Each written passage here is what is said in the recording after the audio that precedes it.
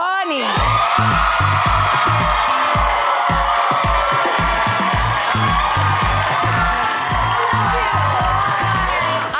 A gift. It's not really a gift. I'm forcing this on you. Oh, anything, by the way. Because back in the day, in the 90s, you were the queen. Like, all of us wanted to be you. And you... I think you're on opposite day, actually. No, in the 90s, everybody wanted to be you. You're ruining my surprise. Okay, I'll shut up. And so I was like looking at pictures to get inspired for like just style and like thinking about you with all your little daisies in your hair and all that. So I made you a little daisy queen.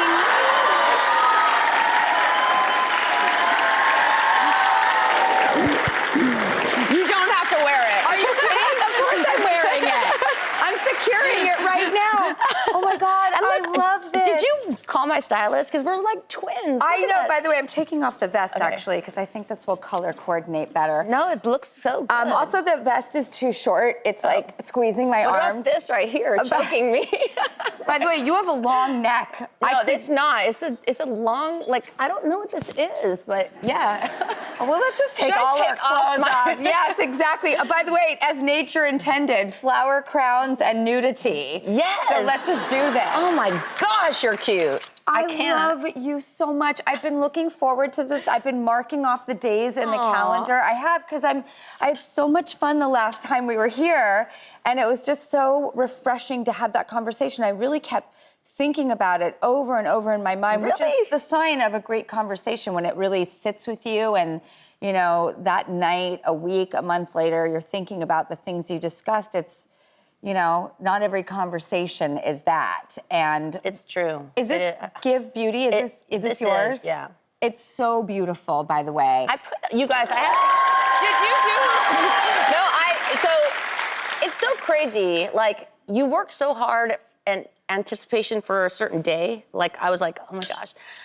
5 more days, I'm gonna be on Drew. Oh my God, that's how I felt. I feel less crazy now. This is great. And then I was like, so then they were like, okay, we're going. And we got here and they're like, okay, you have to start getting ready at 1 a.m, like today. So we flew in, and then this has been on since 1 a.m. So, you look so beautiful. Thank you. And you know how much I love your makeup. Thank you. I love your makeup. I always pull my drawer open and I see the Give logos, and it just makes me happy. It also harkens me back to the last time we were together, so there's like a Pavlovian like yumminess when I see your makeup. I'm you know what though? You're the brave one, because you're the one that just was like, I'm just gonna put my makeup on in front of everyone and just be like. You're like a bona fide makeup artist. You but I would did your own never makeup let back in anyone the day. see what's underneath my makeup. You'd be like in the mirror, like, okay, here I am in the morning, like I'm just on Instagram and everything. Like that. That was like, I was shocked when I saw it. I was like, oh my gosh, she's actually crazy. What do you think in a good way you do that's like super bold to some, but seems so normal and natural to you? I don't know. Sometimes I feel like when I get on stage, maybe. I mean, how weird is it that, like, you know, we all have our things, like, you know, going makeupless maybe seems a little more taboo to you. Walking out in front of 100,000 people and sing and dance and perform might be like the most crippling idea to other people.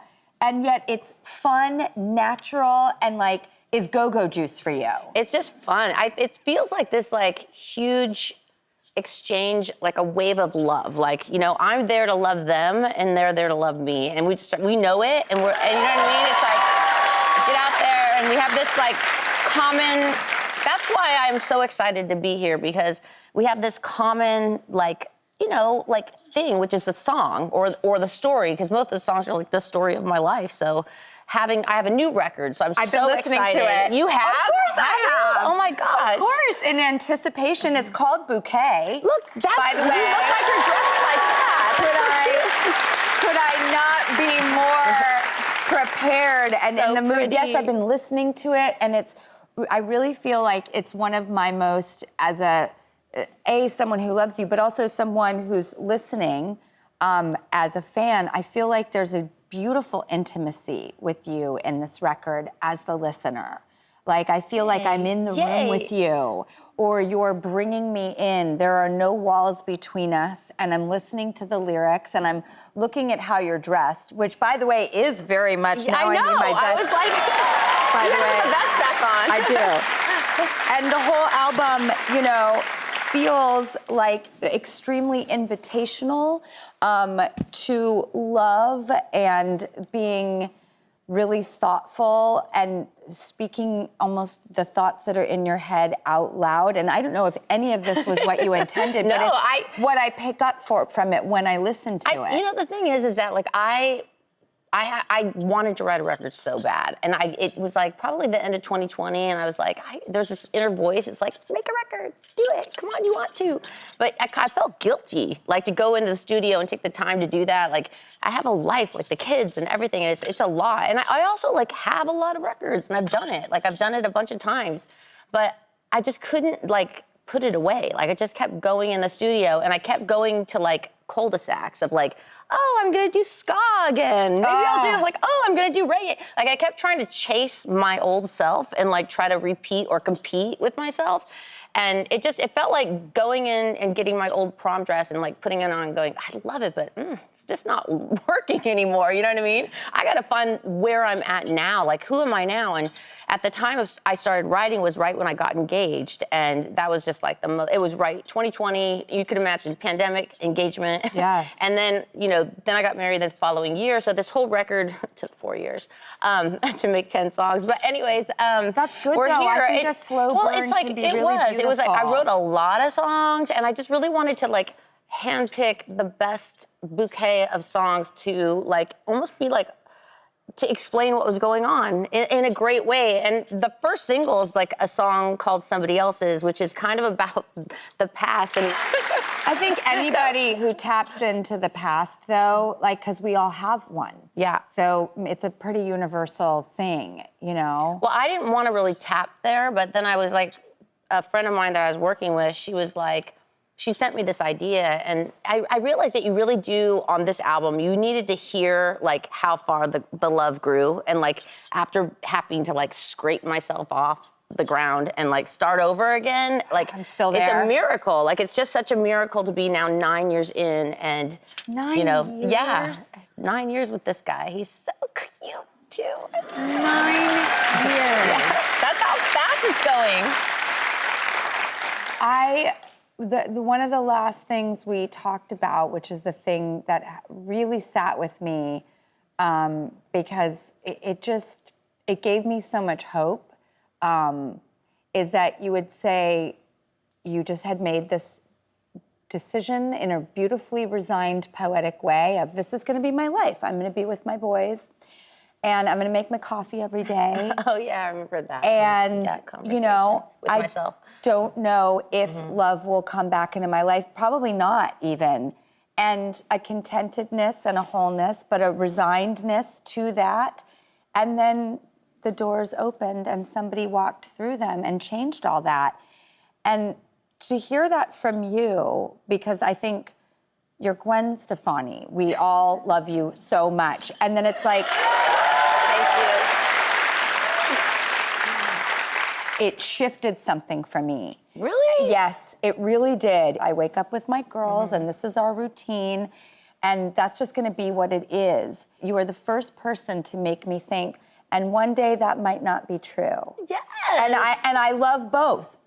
Because the way you talked about it was so uplifting, but also like, we don't know the future. We don't know the future. And even like right now, having new music, which is, it's one of those things where it's like, I think about myself, and I think about things like just my whole journey, and like, it wasn't until like I wrote a song that I was like, oh, I have wings? Like I didn't even know I could do that. You know what I'm saying? Like all of a sudden I'm flying, I'm writing all these songs, and I was writing the songs about like really bad stuff that was happening to me. You know what I mean? Like everything was wrong, and I wrote these songs before anyone could ever, like I didn't know I could do it.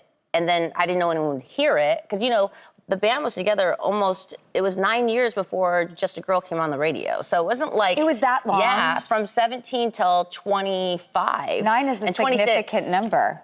Yeah, today it is. Yeah. And I don't know. So for me, like having a new version of that where it expresses, like not just to share it, but for myself, like to just listen back to it. Because you write the songs, it's really crazy. And sometimes you have an idea of what you want to say. Like, for example, there's a song on the record called Pretty. And I was thinking about it, and I was thinking about, like, I was looking back in my life at all of, like, the photos, like, physical and inner beauty of myself. And I was, like, thinking about 8th grade. I'm, like, staring in the mirror in the gym, right? Like, by myself going, am I cute? Like, I can't tell. Like, you know when you're trying to figure out if you are or not?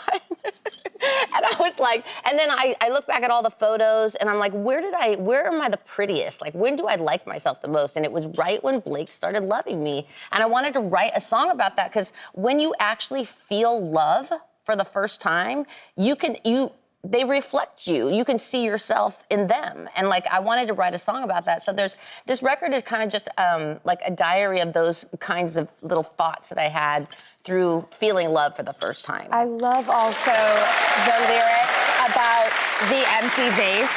Yes. And being such a flower lover, and that lyric really hit me. That's why I was so excited, because you're a flower girl and so am I. And it's Bouquet, and I had never heard someone compare themselves to an empty vase that would love to be filled with flowers. And I thought that was the most poetic lyric and metaphor, and I just kept going over and over it in my mind.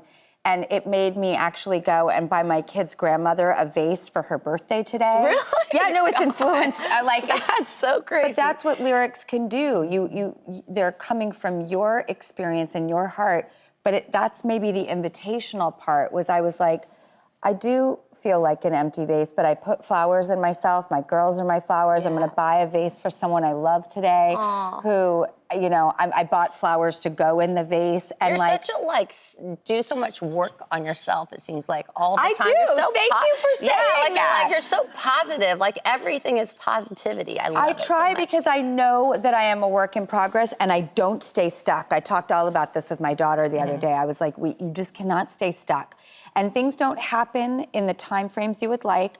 It's taken me longer than I would have liked a lot of the time to fix things. But if you just don't stay stuck and you eventually pull yourself out of things or into new places, that is like a human's purpose, is to just keep putting one foot in front of the other, not to anyone else's time, not to anyone else's style, but your own personal little journey. And because she was saying how stuck she felt. And I was like, how old is she then? She's 10, and I have Apollo, who's 10 as well. So we are Why are we not getting these two together? She's so unique. In fact, I wanted to ask you. It's funny that you mentioned you feel guilty when you go to the studio. To me, I was like, she's such a good mom. Because I feel like that mom guilt, or that guilt to being away, is just that wanting to be present all the time and not miss anything and be a part of it. And then you go on your own and you're like, goes fast. It's going so fast. Like, you realize, like, I don't want to miss 1 second of it, you know? Because you have 16 and 17? I have 18, 16, and 10. Yeah. 18, 16, and 10. That went so fast. I know, it goes so fast. The high school thing is like, I don't know, you're getting your permit, and then all of a sudden they're like, bye. How did you deal with the permit and the driving? Because I really want my kids to drive. I'm from California, Orange County? Yeah, I'm from Anaheim. OC, Anaheim, West Hollywood, WeHo, all the way. And that is not the same, by the way. No, it's not. They're not the same places at all. But I have the pride, and I got my permit at 15, driving at 16, then got my license revoked at 17, then got it back at 18. And we all wanted to be you. Well, then you would have had to lose your license for a year. But I want my kids to drive. How did you get over the fear? Because now with cell phones and everything, and like the care and the concern of their every little move and bone and body, how did you work through that? Well, I feel like because we have the ranch, and from very young ages, they had Blake, of course, the nicest guy in the world, bought them those like little cars or whatever. Little gators and carts. I felt like they were really good at driving, like from when they were really little, but that's not the same as driving in LA. So I was like, at first I felt like Kingston was like so cautious, and I was like, okay, we're good. And then like maybe like 4 months in, it was like every single light was gunning. I was like, what are you doing to my car? Like, stop. I took yellow as go really fast. Yeah. And that is what got my license taken away. Oh my God. By the way, when you're talking about like when you were 10, did you know that, and maybe it came in some subliminal, subconscious form, did you know that you wanted to be a performer? Did you know you were a singer? Did you know that about yourself? Did you have stuff that you wanted to get out, even if it was unexplainable? Did you dance? Did you sing? Did you move? Like, and I'm asking. She's crazy. I am. But my daughter, Frankie, does that, and so does Olive. They're both dancers. I don't know what their journey says, but I was curious, like, did you move and dance and you sing? knew. You were like this little, I mean, you were a phenomenon when you were that age. Well, I started at 11 months, so I almost don't know any different. Yeah. Like, it's like I got put on a little rocket ship. I came out of the womb with a martini and a cigarette, and I was like, let's do this, and it's never changed. I know. I'm still like, but, you know, as a mom watching your kids, when do we pay attention? When do we lean in as parents and continue to foster the stoking fires? You talked about this album like seemed like a fire burning inside of you couldn't extinguish.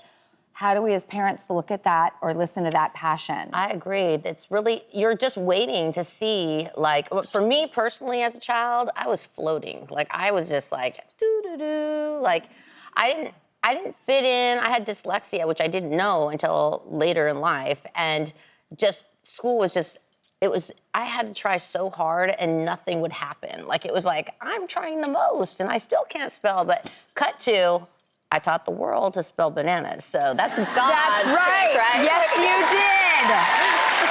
Oh my gosh. It's crazy. Tell you how helpful that is for so many people to hear, including me as a mom, and you know what my schools say about the girls, or you know the diagnosis, or this, or you know, it's like to hear that is so comforting because we all think we're supposed to be checking boxes of society and how we're supposed to fit into the scholastic system. I didn't go to school, like I didn't. I was always working. You know, when it came to work ethic, I could show. I was thinking about that, not to interrupt you, but I was walking in your backstage and I was like, that little girl has her own show in New York. Like, it's so cool. I never would have thought It's that would amazing. happen. And I also think, like, how do you do it? It's so much work. I love it so much because I get to learn about the human experience here. Yeah. So it's like school and therapy and life work, and you get breadcrumbs of wisdom from people. Oh my gosh, and of you're course. just like, this is the most beautiful way to spend time that is so fostering to real life. And once I had the kids, I was completely confused. I was like, wait, I can't go play other characters. I got to be their mom. Yeah. And so I was confused about what to do. And so finding But this I think we has all been play amazing. a lot of characters through our lives, you know. We're like, I've been a daughter, I've been like, you know, the kid that didn't fit in. I mean, I socially fit in. It wasn't like I was bullied, nothing like that. It was so hard for me to learn like everybody else, and only to find out that I could do so many other things that other people couldn't do, but I had to wait until, like I talked about, jumping off the cliff and all of a sudden I was flying and I had these songs, but that had to come through suffering and pain, and then it was like the reward of sharing that and then feeling other people being like, you know, when Don't Speak came out, and that is a song about devastation, right? And rejection, and I remember we went on tour and we didn't come home for 2.5 years. I was living at my parents' house still. Like I had just, the song came out and Just a Girl, and then Spiderwebs, and then Don't Speak. I'd been to Catalina Island, San Diego, and San Francisco, and I think maybe Santa Barbara. And that was like all, like, I'd never been anywhere. Which you can all get to by car And except LA. for Catalina. LA, I'd been to LA. By the way, what's it like hanging out with Snoop Dogg now on The Voice? Because he's Long Beach, you're Anaheim. I know. But Cameron Diaz is from Long Beach, and she knows him from school. Yeah. Like one of my best friends went to school with Snoop in Long Beach. And so I don't know why, I just pictured like, I'd love to hang out with the four of us. He is literally, oh yeah, and she's just as kooky as you. She is. Yeah. Although she's like my big sister. She keeps me in line. I'm so happy for her that she had that baby. I haven't seen her in a long time, but Snoop is literally, this is a man that walks, he walks with love. Like, he is so full of love. It's so crazy. You would love him. And it's the same thing for me. Like, I met him back in the day, because Long Beach and Anaheim are like not even 15 minutes. So when I met him at the MTV Awards, like way back in the 90s, I was like so freaked out. Oh my God, Snoop Dogg. And we started hanging out. I was like, oh, you're Long Beach. Like, it was like we were, there was like a similar energy, weirdly. You wouldn't think so, but he's just an easy guy to get along with. He's so positive. He's just an icon and a character of himself, and it doesn't turn off. Like, that is who he is. And such an entrepreneur. We're all praying before we go on stage, like, to go do The Voice, and he's crying. Like, he's literally crying. Like, and it's real tears, because he's very emotional and very like open. And he's a really good coach on The Voice, so. I'm so glad you're back. Every time I'm near Martha Stewart, all I do is ask her about Snoop, too. We have a clip from The Voice. Take a look. Let me just wipe my tear. This is a man that chooses notes that are so artistic and beautiful. He's a painter with his voice. I think you're just so cool. I'm literally having to listen to the spirit. Like, I think the Holy Ghost is over here, Snoop, right now. Well, in case the Holy Ghost travels. I'm doing it. I'm gonna need it soon enough. I have questions for you in these flowers, ironically, and I can't find. Oh, I found them really quickly. Oh, cute. Will you do a rapid fire fast five with us? I will. Oh, good. Oh, thank you so much. I have very slow processing, but I will try. Okay. Oh my God. And I need to edit. I'm the longest-winded person you'll ever meet in my life. I'm so long-winded. Oh my gosh. People literally are like, my best friend, all she tells me is edit. Edit. I'm like, I'm trying. Okay. What's the best advice you've ever received about love? Best advice would probably be make sure you have a third party. Yeah. I love that, and if somebody asked me that, I swear, I think I would hearken back to our conversation about you don't know the future. Because I had thought I did, and you changed my mind on that in the best way possible. I'm so happy. You really did. You opened my mind and my heart. Okay, what's your favorite love song by another artist? That's impossible. I know, it's so hard. There's First so many. one that came rapidly to my brain is probably Shania Twain, Still the One. That's a perfect song. Oh, that is so good. Oh, that's such a good one. Yeah. Okay, these mechanisms are smooth sometimes, not the other. Which do you love more, date night or a date night out? Date night in or date night out? Date night out, for sure in. Oh my gosh, I'm like, no, I like. Are you cozies, movies? I am literally couch, blanket, cookies, chips, Does your couch have like leg support? I just have the whole thing, the dog's down right there. Yeah. And then we have two couches and Blake's on that couch. And we're like, hi. Okay, I want that date night in too. All right. I would sit next to him, but he's gigantic and we don't fit anywhere. Which do you love more, late night chats or long strolls? Probably long strolls because I'm tired at nighttime. I am so tired. I'm so tired. All I want is to open up a really amazing, authentic Studio 54-like discotheque that opens from 11 a.m. to 5 p.m. That's what I want in life. I want to go get my dance on. You love to dance? I do love to dance, but I want to do it during the day now. I want to be in bed early. I love to be in bed early. Although, strolls is good for steps, which I now am obsessed with. Are you obsessed with that? I am a little bit. All of a sudden, I want to get so cute and. I'm dressed like you on the album cover. I know. Bouquet, everybody. Did you know that? You know what? I was inspired, but I didn't know how accurately Harris had gotten it. So good.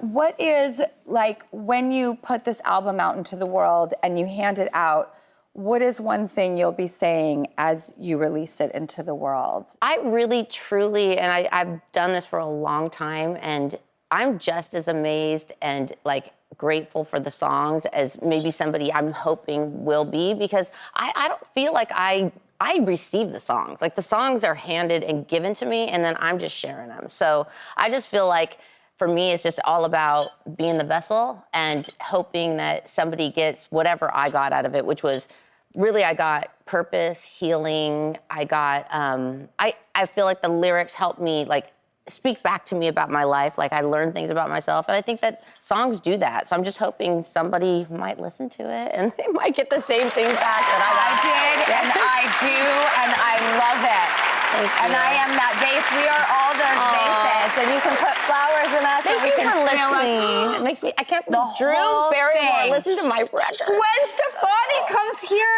and brings me flowers.